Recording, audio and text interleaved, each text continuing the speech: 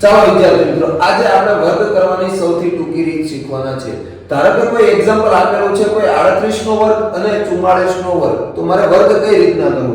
સૌપ્રથમ પાછળનો જે અંક છે એનો વર્ગ, 8 નો વર્ગ 64, 3 નો વર્ગ 9 અને બાકી જે સંખ્યા છે 3 8 અને 2 તેનો ગુણાકાર કરી એક અંક છોડીને લખવાનો છે. ગુણાકાર કરો, 3 8 24 દુ 48, તો 48 ને એક અંક છોડીને લખીને સરવાળો કરવાનો છે.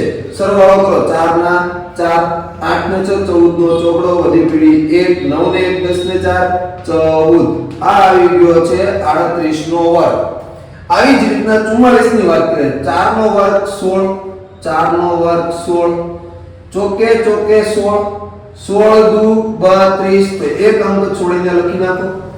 સરવાળો કરો, 6 ના 6, 1 ને 2 3, 6 ને 3 9, 1 ના 1. આ આવી ગયો છે 44 નો વર્ગ. 67 નો વર્ગ કોમેન્ટમાં જણાવો.